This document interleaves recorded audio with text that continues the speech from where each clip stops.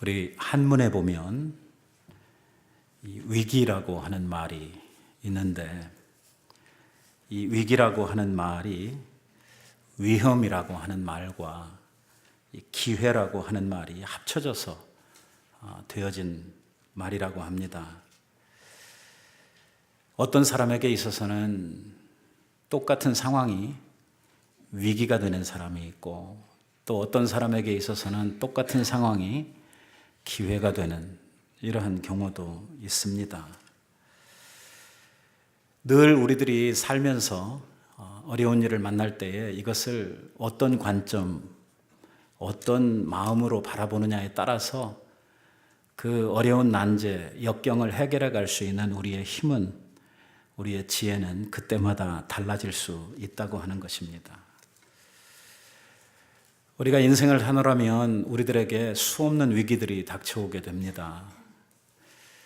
그 위기는 정말 다양합니다.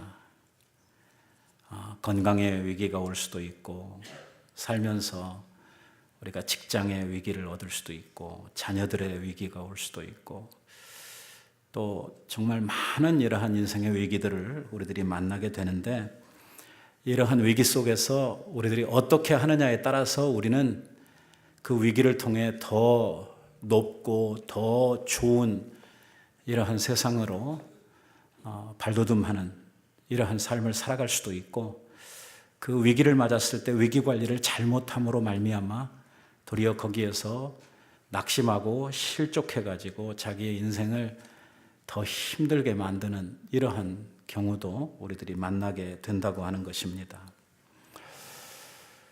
오늘 우리가 피할 수 없는 우리 인생의 난제들, 역경들, 이러한 일들을 놓고 끊임없이 우리들에게 다가오는 이러한 일인데, 이걸 우리가 어떻게 해결을 하고 살 것이냐, 우리가 이러한 위기들을 어떤 눈으로 바라봐야 되고 이것을 어떻게 뛰어넘어야 될 것이냐 하는 이것이 오늘 우리들에게 주어져 있는 과제고, 특별히 예수 믿는 우리들에게 있어서는 세상 사람들이 갖고 있지 않은 아주 특별한 비밀 무기, 오늘 이 위기를 이겨내는 그 놀라운 능력이 우리들에게 있다고 하는 것입니다. 그래서 세상을 살면서 우리들이 같이 어려움을 당하고 같이 어려움 가운데 살지만, 우리 그리스도인들이 그 위기와 난제들을 이기고 승리할 수 있고 더 나은 이러한 삶을 살아갈 수 있는 것은 하나님께서 믿음 안에 감추어 두신 우리 그리스도인들만이 가지고 있는 이 비밀 병기가 있기 때문에, 오늘 이것을 사용해서 우리들이 위기를 극복하고 도리어 그 위험의 시간, 그 역경의 시간을 내 인생의 하나의 기회로, 도리어 그 시간을 통해서 내가 내 삶을 한 단계 더 업그레이드 시킬 수 있는 이러한 기회로 우리들이 활용을 할 수가 있다는 것입니다. 만약에 우리의 삶에 고난이 없고, 만약에 우리의 삶에 위기가 없다고 하면 사실 우리는 하나님의 살아계심과 우리 가운데 역사하시는 하나님의 그 역사를 알 길이 없습니다. 우리의 날들이 그냥 편안하고 내 선에서 모든 일들을 다 매니지하면서 살아갈 수 있는 이러한 일들이라고 그러면 굳이 우리가 하나님이 필요한 게 무엇이며, 또 하나님이 우리의 인생에 개입할 것이 무엇이 있겠습니까? 우리가 삶을 살다 보면 생각지도 못했던 이러한 일들이 생겨나는데, 이러한 일들이 내가 감당할 수 없는 일일 때, 정말 그 누구도 도와줄 수 없는 이러한 난제를 만났을 때, 그때 우리가 절실하게 하나님의 도우심이 필요로 한 때고, 바로 그때가 믿음 있는 성도들이 그 어려움과 역경을 믿음으로 타개해 나감으로 말미암아 우리의 신앙을 더욱더 굳게 만들고 하나님과의 관계를 더욱더 우리들이 정말 아름답게 만들어갈 수 있는 이러한 기회가 되는 것이죠. 오늘 우리는 이사야서에서 히스기야 왕에 대한 이러한 이야기를 잠깐 읽었습니다. 이 유다 나라가 망하기까지 한 20여 명의 왕들의 이름이 성경에 기록이 되고 있는데, 그 가운데서 소위 착한 왕들, 이 선한 왕들이라고 불리우는 왕들의 숫자가 별로 많지를 않습니다. 그저 성경 역사에 나오는 20명의 왕 가운데에 좋은 왕, 믿음이 있었던 왕을 손으로 꼽으라 그러면 요 손가락 안에 들어갈 정도입니다. 그러고 보면 믿음을 가지고 산다는 것이 그렇게 쉬운 일이 아닌 것 같습니다. 우리는 때때로 생각하면서 내가 신자다, 내가 믿는 사람이다, 나는 믿음이 있다, 이렇게 생각을 하면서 살아가는데 이게 실상 어떤 그 문제에 가서 탁 부딪히고 어떤 인생의 큰 고난이 내게 딱 닥치게 되면 그 믿음이 어디로 가버렸는지 도대체 찾아볼 수 없는, 거의 불신자들 수준으로 똑같이 낭망하고 똑같이 욕하고 똑같이 막 침체되는 이러한 모습들을 우리가 보게 되죠. 지금까지 뭘 붙들고 신앙생활을 했는지, 뭘 배웠는지 알 수 없을 정도로 이 사람 예수 믿는 사람 맞아? 할 정도로 이렇게 그 어려운 일을 만났을 때에 사람들이 자기의 삶 속에서 내뿜어내는 이러한 믿음의 용기와 이 능력이라고 하는 것이 사실 별로 그리 많지 않다고 하는 것을 우리들의 삶을 통해서 보게 됩니다. 이 유다 나라를 다스렸던 몇 안 되는 선한 왕 중에 하나가 히스기야입니다.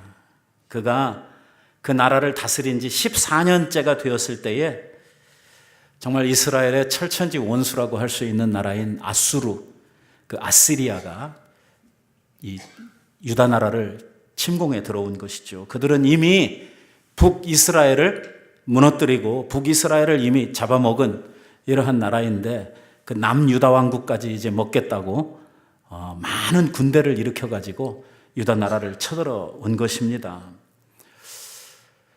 그때에 이 조그마한 유다를 정복하기 위해서 보냄을 받은 군사의 숫자가 18만 5천 명이었다고 하니까 엄청난 대군을 그 가운데 파송했다고 하는 것을 우리가 알 수가 있죠. 우리가 일반적으로 그 이스라엘 백성들의 숫자를 시대마다 조금씩 달라지기는 했습니다만은 우리가 보편적으로 이야기를 하면 이스라엘 전체 숫자를 한 60만 정도 계산하지 않습니까? 물론 그 숫자가 싸움에 나갈 수 있는 남자들의 숫자를 계수한 것들이죠. 노인들이 빠졌고 아이들이 빠졌고 여자들이 빠진 숫자입니다만은 보통 그 싸움에 나갈 수 있는 이스라엘의 남자들을 계산할 때의 숫자가 한 60만 내외가 되었던 것을 볼 수가 있습니다. 그 중에 10지파에 해당하는 북이스라엘이 아수르에게 멸망을 당하고 2지파가 남아가지고 유다를 유지하고 있었으니까 2지파를 우리들이 대충 계산해내면 전체 싸울 수 있는 유다의 장정 인구가 얼마 정도 된다고 하면 좋으냐면 한 10만 명 정도 된다. 이렇게 하면 아주 많이 잡아놓은 것이죠. 몽땅 전 나라가 다 가서 싸운다고 하더라도 말이에요. 그런데 이 나라를 쳐들어온 이 적군의 숫자가 18만 5천이라고 하는 것입니다. 거의 배에 해당하는 이러한 군대가 쳐들어와 가지고 지금 유다 나라를 먹겠다고 아각거리고 있는 이러한 상황입니다. 지금으로부터 한 2700년 전 일이죠. 세계를 정복하고 패권을 휘둘르던 나라가 바로 이 아수르라고 하는 나라였었죠. 아수르의 이 본거지는 지금으로 말하면 이라크에 해당하는 그 땅이 그들의 본거지였고 그들의 세력을 애굽 지경에 이르기까지 아주 그 세력을 크게 떨치고 있었던 나라가 바로 이 아수르였습니다. 여기에 그 산헤립이라고 하는 이 아수르 왕이 자기의 신하 한 사람, 아주 그 중에서도 이 유대 사람들이 사용하는 말을 기가 막히게 잘하는 이러한 신하를 장수로 내세워가지고 이 유다 나라에 파송을 했어요. 그 장수의 이름이 랍사게라고 하는 사람이었는데요. 이 사람이 유대말을 얼마나 잘하는지 말입니다. 이 유다 사람 뺨칠 정도로 유다말을 잘하는 거예요. 와가지고 이 성을 포위해 놓고 지금 성에 그 전쟁을 하기 위해서 서 있는 이 유다 백성들을 향해서 말할 수 없는 이러한 모욕들을 주고 있는 것입니다. 거기 가운데 보면은 왕과 백성들 사이를 막 이간하는 이러한 말들을 하고 또 이스라엘이 섬기는 하나님을 막 모욕하는 이러한 말들을 막 끊임없이 쏟아붓고 있는 거예요. 참 히스기야로서는 그 상황을 생각할 때 너무나 답답하고 너무나 참 한심한 이러한 상황이죠. 우리가 잘 알지만 유다 나라는 원래부터 이 군대가 없는 나라입니다. 정규군이 없습니다. 하나님께서 군대를 두는 것을 허락지 않으셨습니다. 하나님께서는 이스라엘의 왕이 되는 모든 사람들을 향해서 규례를 주셨는데, 규범을 주셨는데, 그게 뭐냐면 자기가 전쟁 준비를 하지 말라는 것입니다. 특별히 전쟁을 위해서 이 말들을 예비하지 말라고 말했습니다. 혹시라도 적군이 쳐들어와 가지고 하나님께서 함께 하셔서 그 전쟁에 승리해 가지고 전리품들을 거두게 되었는데, 그 전리품 가운데 말이 있으면 그 말에 뒤에 있는 힘줄을 끊어버려 가지고 말들이 뛰지 못하도록 만들으라고 하나님께서 그렇게 말씀을 하시는 겁니다. 그러니까 전쟁을 할 수 있는 이러한 도구, 전쟁을 할 수 있는 인력, 이런 거 하나님께서 두지 말라고 했습니다. 그러면 어떻게 삽니까? 나라가 불안해서 어떻게 사는 것입니까? 아니, 적군들은 호시탐탐 이 조그마한 나라를 먹어보려고 그냥 기회를 엿보고 있는 이런 상황에서 자기를 지킬 수 있는 어떤 힘도 없고 군대도 두지 말라고 그러고 어떠한 방어 조치가 없는 이러한 상황에서 살아간다고 하는 것이 얼마나 참 힘들고 어려운 일입니까? 막상 딱 이러한 일이 닥쳤을 때에 이 아수르가 대군을 이끌고 이렇게 내려왔는데 우리는 그것을 대적할 수 있는 힘이 하나도 없을 때, 이런 때는 도대체 어떻게 하라는 것입니까? 그래서 이스라엘의 모든 왕들이 끊임없이 고민을 하고 그들이 끊임없이 추구했던 것이 뭐냐면, 이거 하나님만 믿고 있다가는 큰 코 다치겠다. 하나님이 하시는 말씀은 뭐냐면, 너희들 군대의 힘을 의지하고 너희들이 너희들 자신의 힘을 길러가지고 나를 보호하려고 하지 말고 어떻게 하라는 거예요? 하나님을 바라보고 하나님을 의지하라는 거예요. 하나님만 붙들고 있으면 내가 너희들을 지켜주겠고, 어떠한 적군들이 쳐들어온다고 하더라도 그들을 너희 앞에서 다 물리쳐 주겠다고 약속을 하시는 거예요. 근데 그건 말이거든요, 말. 이 현실은 좀 다르단 말이에요. 전쟁이 일어나면 일단 자기들로서는 엄청난 이러한 위험과 손해를 감수해야 되거든요. 그런데 아무런 대책 없이 가만히 앉아서 하나님만 바라보고 있는다. 이거는 조금 멍청해 보이기도 하고 너무 무기력해 보이고, 그리고 딴 사람들이 봐도, 여러분 이렇게 나라들이 여러 개 있는데, 조그마한 나라들이 여러 개 있는데 저 나라는 군대가 한 개도 없어. 그럼 어떤 나라를 쳐들어가겠어요? 제일 만만해 보이는, 제일 우스워 보이는 나라를 쳐들어갈 거 아닙니까? 유대 사람들이 바보도 아니고, 상황이 이렇다고 하면 우리는 동네 북처럼 맨날 이 나라 저 나라한테 그저 침략이나 당하고 매일 두드려 맞는 이러한 일을 감수해야 되는데, 우리는 왜 이렇게 매일 이런 식으로 살아야 되느냐 하는 것이 이스라엘, 이 유다 백성들의 고민이었어요. 힘을 길러야 된다. 우리도 뭔가 적군이 쳐들어오면 물리칠 수 있고, 우리도 뭔가 힘이 있어가지고 딴 사람들이 우리를 깐보지 못하게 이렇게 만들어야 된다 하는 이러한 생각들을 많은 왕들이 하게 된 거죠. 그래서 하나님 말씀을 안 듣는 거죠. 하나님을 의지하기보다는 자기의 힘을 더 기르려고 그랬고, 자기의 군대를 자꾸 세우려고 하고 하는 이러한 유혹들을 끊임없이 받았던 것입니다. 그러나 우리가 알아야 될 것은, 이 유다 나라나 이스라엘이 위험에 빠지고 적국의 침략을 받는 것이 그냥 여느 나라가 약하기 때문에 강대국으로부터 이 침략을 받는 그러한 것과는 근본적으로 다른 이러한 상황이었던 것을 우리들이 성경을 통해서 알게 됩니다. 이스라엘이 외국에 침략을 받을 때를 보면 언제냐면, 그때는 꼭 이스라엘 백성들이 하나님을 떠났을 때입니다. 하나님을 버리고 우상을 숭배하고 하나님을 의지하는 믿음을 저버리고 자기 힘을 기를 때 하나님께서 꼭 이 유다와 이스라엘을 쳐부숩니다. 그 모아놓은 힘, 모아놓은 재산, 이거 한꺼번에 싹 다 날려버리시죠. 뭐냐면, 그렇게 하지 말라는데 왜 자꾸 그렇게 하느냐 이것입니다. 하나님은 나를 바라보라는 거죠. 나를 의지하라는 것입니다. 오늘 이 이야기는 옛날 유다와 이스라엘 백성들의 이야기만은 아니죠. 오늘 이 시대를 살아가고 있는 저와 여러분도 똑같은 상황에 있습니다. 하나님께서 우리들에게 요구하시고 우리들에게 바라시는 것은 그것입니다. 나를 바라보라는 것입니다. 하나님은 나를 의지하라는 거예요. 사람들을 의지하는 것, 방백들, 곧 권세 있는 사람들이나 왕을 의지하는 것, 이러한 사람들은 반드시 올무에 들도록 되어져 있고 반드시 실망하도록 되어져 있으니 너희는 나를 바라보고 나를 의지하라는 거예요.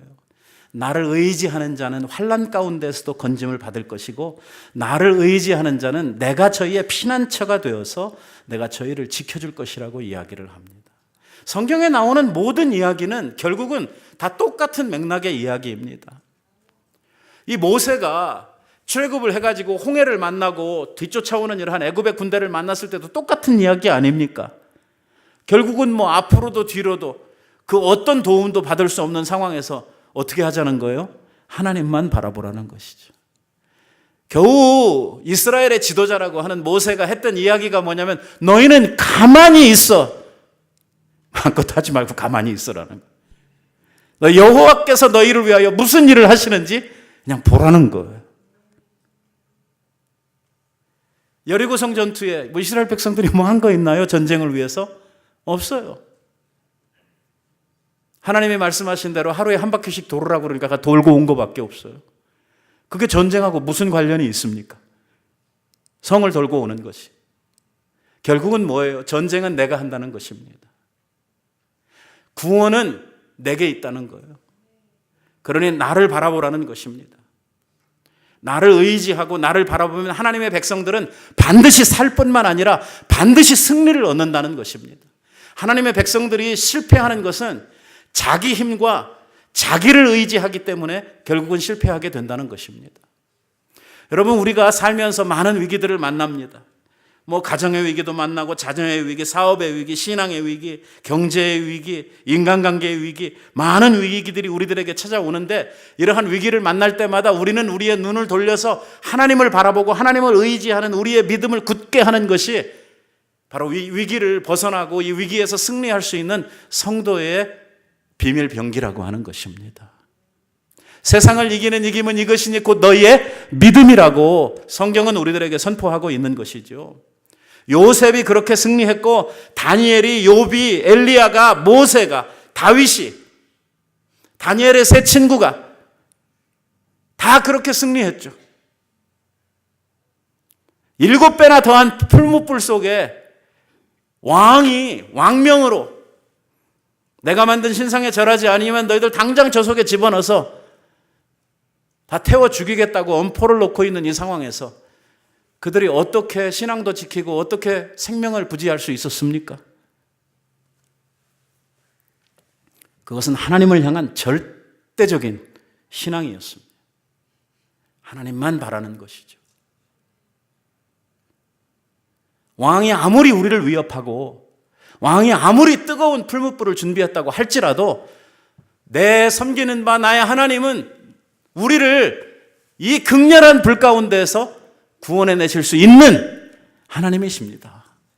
아니 혹시 우리를 구원해 주시지 않는다고 하더라도 우리는 죽을지언정 당신이 만든 우상에다가는 절할 수 없습니다 하는 것이 바로 그 다니엘의 세 친구의 믿음이었고 그들의 믿음이 결국은 그들을 그 불 가운데에서 참 놀랍게 기적 속에 구원해내는 이러한 비결이었던 것을 우리는 보게 되죠. 오늘 우리 히스기야가 어떻게 당면한 위기를 헤쳐갔는지 오늘 본문을 통해서 우리들이 함께 배우기를 원합니다. 히스기야는 큰 위기를, 이 나라에 아주 큰 위기를 맞이하게 되니까 굵은 베옷을 입고 하나님의 전으로 올라갔다고 이야기를 합니다. 여러분들은 어려움을 만나면, 여러분들의 인생에 어떤 문제가 닥치면 제일 먼저 뭘 하십니까?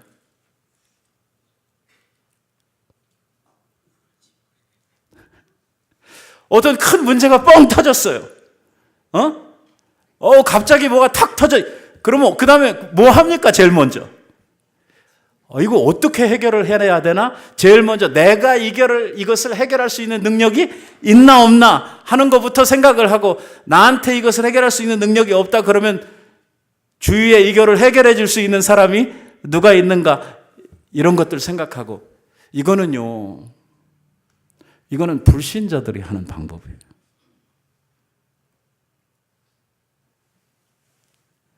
하나님께서는 오늘 믿는 자들에게 어려움을 만나거든 일단 주님 앞에 오기를 바라시는 거예요. 그 문제를 가지고 제일 먼저 자식 찾아가지 말고, 친구 찾아가지 말고, 나를 도와주겠다고 생각이 되는 유력한 사람 찾아가지 말고 누구 찾아오라고 그러냐면 하나님을 먼저 찾으라는 거예요. 환난 날에 만날 도움이 누구라고요? 하나님이시라고 말로는 잘 하잖아요. 이걸 실천하라는 거예요. 실천하라는. 예? 입으로만 그렇게 하지 말고 실제로 그렇게 하라는 것이죠. 오늘 히스기야가 이 문제를 만났을 때에 다른 사람들 같으면, 다른 왕들 같으면 이런 어려움을 만나면 제일 먼저 어디를 뛰어가야 되냐면 애굽 나라에 사신을 보내야 되는 거예요. 왜? 아수르 같은 큰 나라의 공격을 받았으니까 이 나라를 대적할 수 있을 만한 이러한 다른 힘, 다른 나라를 찾아야 되는 거죠. 그러면 애굽밖에 없었거든요. 애굽의 사신을 보내가지고 우리 좀 도와달라. 내가 당신을 형님처럼 잘 섬길 테니까, 조공을 많이 바칠 테니까 우리를 제발 이 손에서 좀 구원해달라. 이렇게 사람을 보내서 구명운동을 해야 되는 것이죠. 그런데 히스기야는 애굽으로 사람 보내지 않았어요. 다른 것 쳐다보지 아니하고 하나님 앞에 나아간 것이죠. 주님 앞에 나아가서 그 항복하라고 문서를 보냈거든요.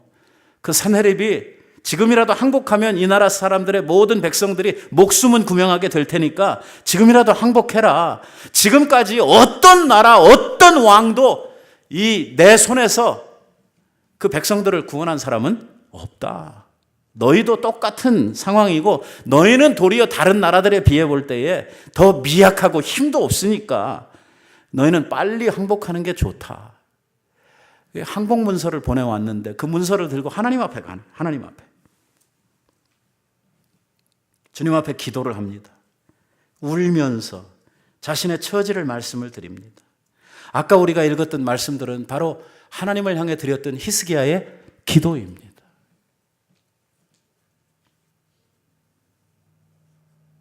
하나님 앞에 고백을 합니다. 하나님은 말씀으로 이 세상을 창조하신 능력의 하나님 아니십니까?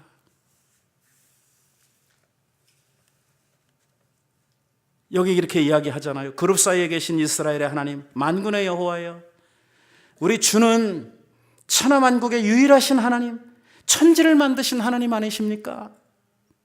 하나님 앞에 호소하는 거예요. 드리는 기도를 귀를 기울여 들어주십시오. 저 산헤립, 아수르의 저 산헤립이라고 하는 왕이 사람을 보내서, 랍사게를 보내서 살아계신 하나님을 회방하는 이 모든 말들을 들어주십시오. 오늘 우리를 저들의 손에서 구원하실 분은 하나님 한 분밖에 없는 줄을 제가 믿습니다 하면서 하나님 앞에 기도하는 거예요. 기도하는 거. 뭐 특별한 기도한 것도 아니에요. 뭐 당연한 기도를 했어요. 당연한 기도. 우리도 알만한 기도를 했다고. 여러분, 우리가 삶을 살면서 인생의 위기를 만나고 어려움을 만났을 때에 성경은 끝없이 우리들에게 요구하는 것이 내게로 가지고 오라는 거예요. 어떤 염려거리, 어떤 걱정거리가 있으면 어떡하라고요? 앉아서 괜히 그냥 한숨만 푹푹 쉬면서 어찌할꼬 이렇게 하지 말고 가지고 오라는 거예요. 염려하지 말고 걱정하지 말고 내게로 와서 구하라는 거예요.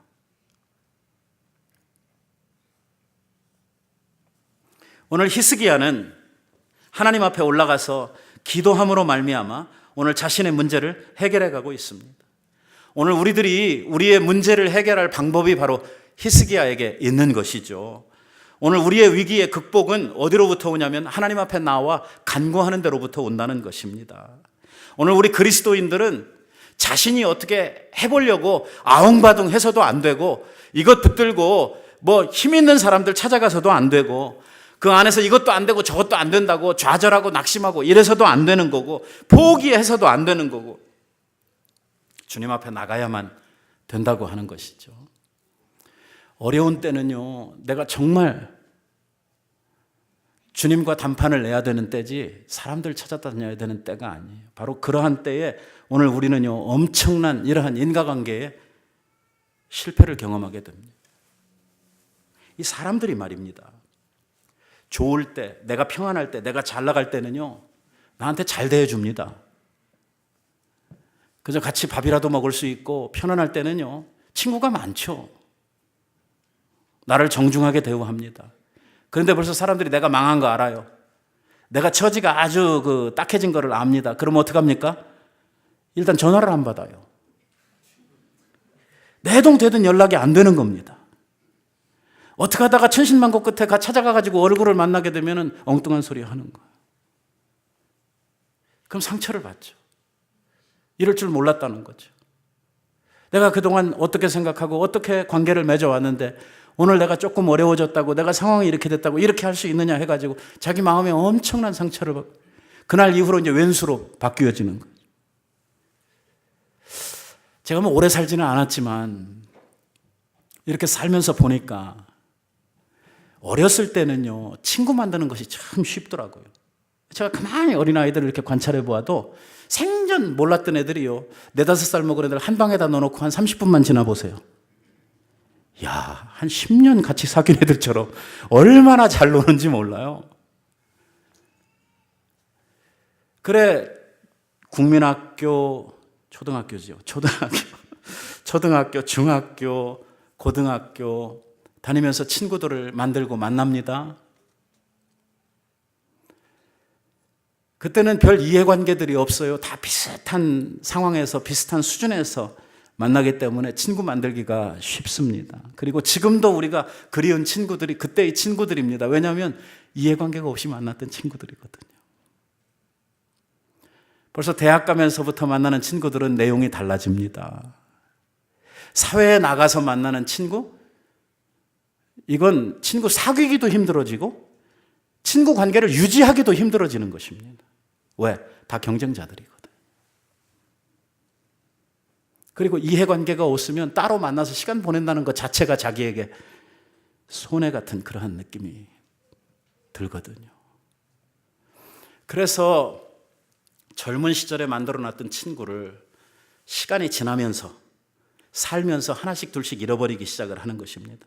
내가 바쁘다 보니까 못 만나서 소원해지기도 하고 내가 도움이 필요해서 인생의 어려움을 만났을 때 정말 믿었던 친구, 정말 얘는 나의 어려움을 돌아봐 줄 것이라고 생각했던 그 친구를 찾아가서 이야기를 해보면 엉뚱한 소리 하니까 또 상처받고 그때서부터 친구 관계가 끊어지고 이렇게 해서 살면서요, 나이가 들면 들수록 친구가 하나씩 둘씩 끊어지는 거예요. 생겨나는 건 더욱더 힘들어요. 나이가 들면 들수록 친구 사귀는 것은 더 힘들어지죠. 그리고 늙으면 친구가 없는 거예요. 아이고, 우리 어르신네들한테 제가 이게 욕이 아닌지 모르겠습니다만 이게 살다 보면 그렇게 되더라고요. 나이가 많이 들면 나한테 별로 친구가 남아있질 않아요. 왜? 우리는 똑같이 살면서 그렇게 인생의 위기와 그 난제들 앞에서 그런 많은 상처들을 주고 받고 하면서 지금까지 살아오게 된 것이죠. 하나님께서는 이렇게 문제를 만들고 있었던 친구 잃어버리고 마음에 상처받고 그렇게 고통스럽게 살지 말고 인생의 문제를 만나면 일단 어떻게 하라고요? 친구 찾아가지 말고 일단 하나님 앞에 찾아오라고. 친구를 찾아가더라도 하나님이 너 누구한테 가봐라 이렇게 하면 가라고요. 그러면 그건 틀림없거든요. 그런데 내가 생각해서 찾아가게 되면 이게 문제가 생긴단 말이에요. 이게 상처를 받는단 말이에요. 제가 목회를 하면서도 그래요, 여러분. 이상하게 들리실는지 모르겠습니다만은 여러분, 목회를 하다 보면 여러 가지 교회 일들을 이렇게 해야 되고 또 일들을 만나지 않습니까? 그러면 교회에 생각나는 사람들이 있어요. 아, 이 일은 누가 지금 아무개 집사님이 좀 제가 보면 할 만한 능력도 있고 기술도 있고 아무개 집사님이 하셨으면 좋겠다 그렇게 생각이 들어요. 처음에는 제가요, 젊었을 때는 이 목회를 잘 몰라가지고, 뻗뜩 생각이 나면 찾아가가지고 그 집사님한테, 집사님, 교회에 마침 이런 일이 있는데 이거 좀 해주세요. 그러면요, 이상한 소리를 해요. 처음에는 핑계를 대죠. 그리고 조금 더 강하게 부탁을 하면 뭐 교회를 떠난다든지 아니면 뭐 그때서부터 저하고 이게 엇갈려가지고 신앙생활이 망가지고 막 이런 걸 봤어요. 그런데요, 하나님 앞에 기도하면서 하나님이 이건 아무개 집사님한테 가서 이야기해라. 그렇게 지혜를 주실 때가 있어요. 내가 생각지도 못했던 일이에요. 그런데 전혀 생뚱맞게 내가 생각하기엔 이거 별 관련이 없는 것 같은데, 그래서 가서 이야기를 하면요, 목사님, 내가 이것 위해서 한참 기도하고 있었는데요, 이렇게 대답을 하는 거예요. 참 놀라워요. 이상하게 들리죠.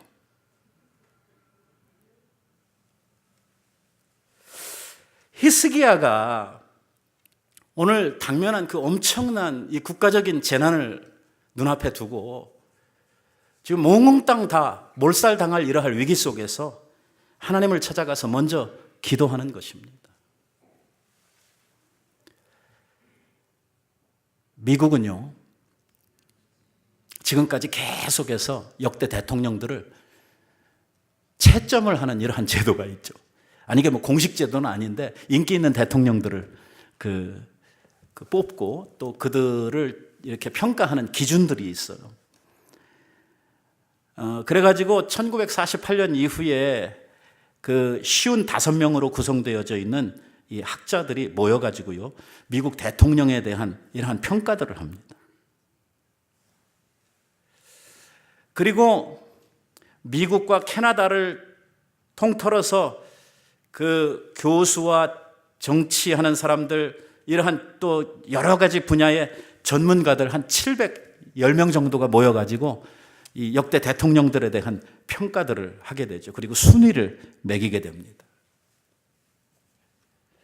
그런데요, 이 순위에는 위대한 대통령이 있고 역사의 가장 못난, 이 사람들 표현을 그대로 빌려온다고 그러면 끔찍한 대통령이 있다는 거예요.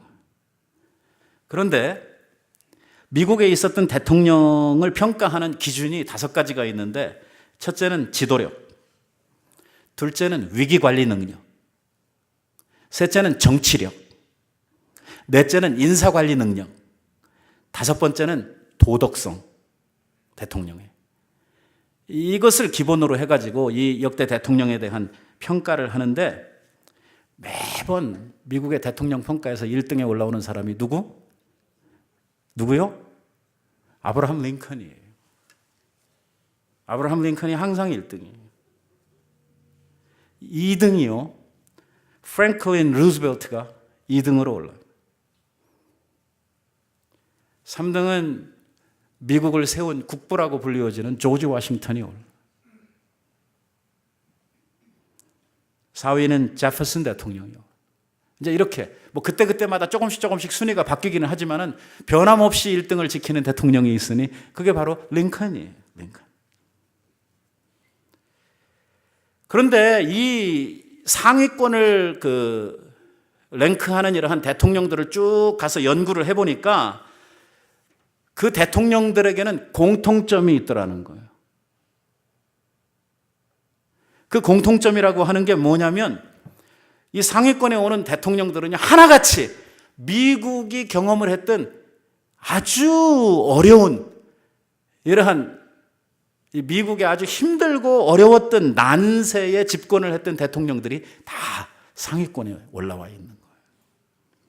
독립전쟁, 남북전쟁, 또 미국의 대공황, 세계대전, 뭐 이런 아주 미국이 경험했던 아주 큰 어려움들을 이겨낸 대통령들이 아주 상위권에 올라가는 이러한 대통령들이 되더라는 것입니다. 결국은 뭐 각자에게 특성과 이러한 잘한 점들이 다 있겠습니다만은 이 공통적으로 볼 때는 이 모든 대통령들이 위기 가운데에서 이 나라를 향한 지도력이 아주 빛났던 이러한 대통령들이었다라고 하는 것이죠.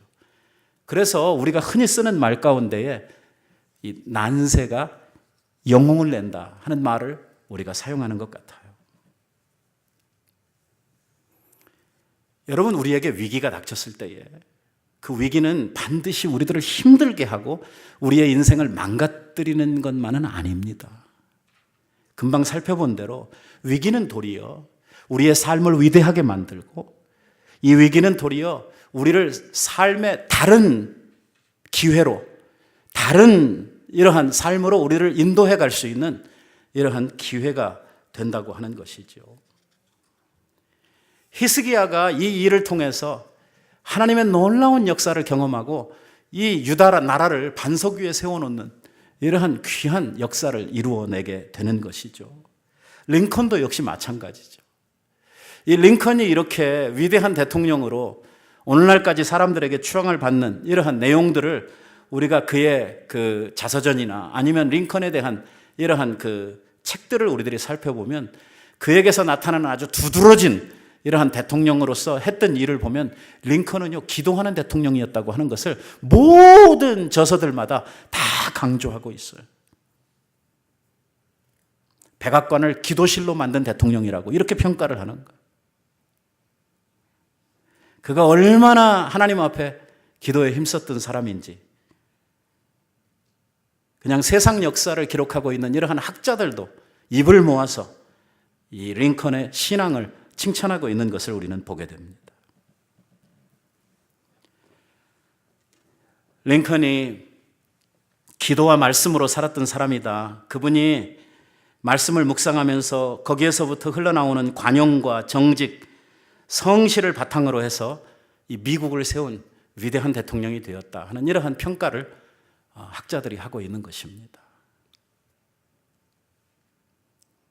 밤새도록 올라가서 철야 기도를 하며 울며 하나님 앞에 기도했던 히스기야, 그 다음날 일어나 보니까요, 이 37장 36절에 무슨 말씀이 기록되고 있냐면, 여호와의 사자가 나아가서 아수르 진중에서 18만 5천인을 쳤으므로, 누가? 여호와의 사자가, 하나님의 보내신 하나님의 군대가 저희를 쳤으므로 18만 5천 명이 아침에 일어나 보니까 전부 다 시체들이 되어 있더라는 거예요. 누가 하셨어요? 하나님이 하시는 거예요. 사람이 할 수 없는 거는 누가 하셔요? 하나님이 하시는 거예요. 이렇게 생각하면 아주 쉬워요. 내가 할 수 있는 정도의 일, 그러니까 위기라고 생각되지 않는 평상의 삶은 우리가 살아요. 하지만 위기가 닥쳐오면, 정말 내가 할 수 없는 인생의 난제를 만나면, 그땐 누가 일하실 때예요? 하나님이 일하실 때예요. 그러니까 하나님 앞에 나가야 되는, 하나님 앞에. 여러분, 아마 네 손가락의 피아니스트라고 잘 알려져 있는 이 히야 자매를 아실 것입니다. 제가 전에 교회에 있을 때 히야 자매를 데려와서 우리가 콘서트를 한번 한 적이 있는데요, 참 처음에 제가 저 희야 양을 봤을 때 깜짝 놀랐어요. 난 손가락만 없는 줄 알았는데 다리가 얼마나 짧은지, 다리가 없는 거나 마찬가지처럼 아주 다리가 짧아요. 그래서 좀 표현이 그럴지 모르지만 반밖에 안 돼요, 신체가. 그런데 어떻게 막 처음 이런 사람을 보고 막 깜짝 놀라거나 제가 막 이상한 표정을 지으면 상대한테 실례가 될까 봐 제가 굉장히 참으면서 이렇게 인사를 나누고 이야기를 하는데, 이 희야는요, 선천성 사기 지형 1급 장애인으로 판정을 받아가지고 자기 스스로 할 수 있는 일들이 그렇게 많지 않았어요. 살아있는 것이 기적이라고 할 정도로 참 어려운 이러한 인생을 살았죠.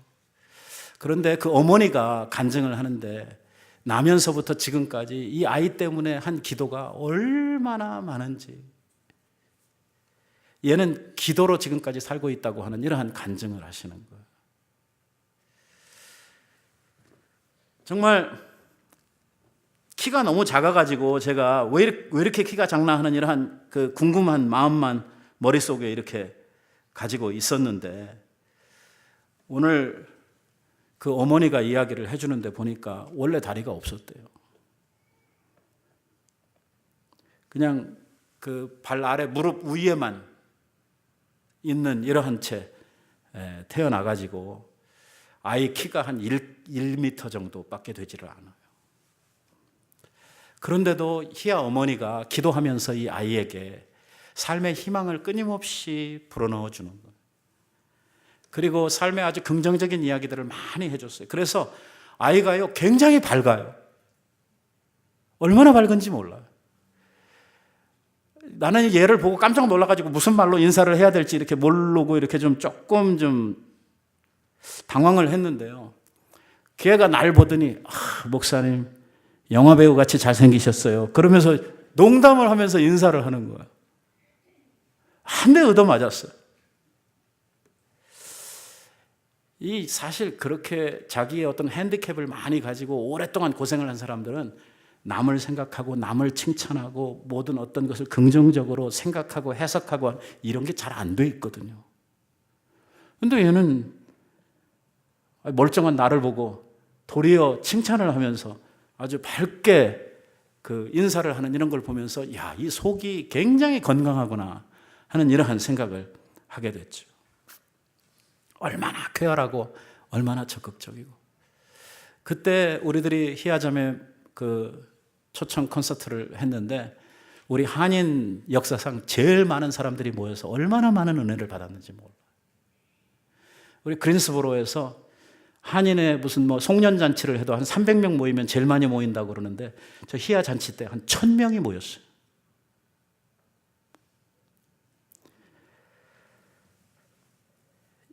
얘기를 들어보면 학교 다닐 때 학생들이 쇼다리, 집게손 애들이니까 막 별 그 모욕적인 이러한 욕들을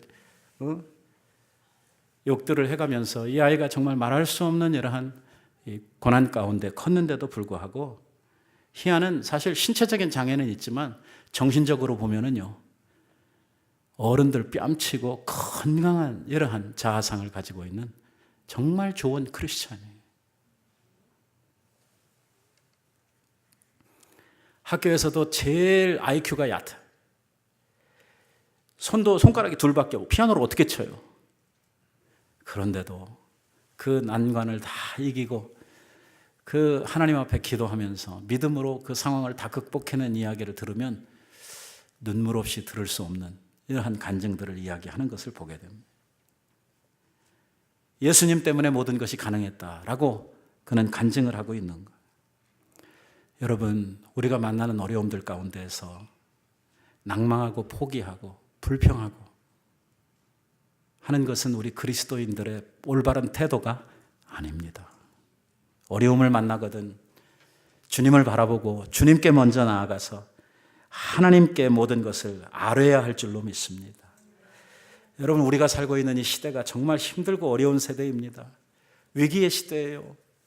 여러분, 세상은 살기 좋아져 간다고 이야기를 하지만 사실 실제로 우리가 인생을 살아보면 산다고 하는 것이 더욱더 부대끼는 이러한 인생을 우리가 살고 있죠. 세상은 더욱더 악해져 가고 있고 사람들의 정과 민심은 점점 더 악해져 가고 있는 이러한 시대를 살아가고 있지 않습니까?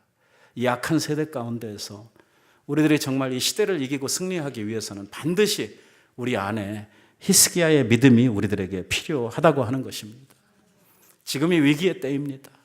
사단은 교회를 넘겨뜨리고 가정을 넘겨뜨리려고 얼마나 많은 공작을 우리 가운데 펴고 있는지 모릅니다. 이러한 때에 우리가 사단을 이기고 세상을 이길 수 있는 유일한 우리들의 비결은 바로 믿음으로 굳게 서서 오늘 하나님으로 인하여 우리가 승리해야 하는 것이 저와 여러분들에게 주어진 과제라고 믿어 의심치 않습니다. 위기 때마다 찾아오시는 주님, 환난 가운데 있는 성도들을 들어 일으켜 주시는 하나님의 은혜가 오늘 우리의 모든 삶 가운데에 충만하게 임하게 되시기를 우리 예수님의 이름으로 축원드립니다. 기도하십시다. 자비하신 아버지.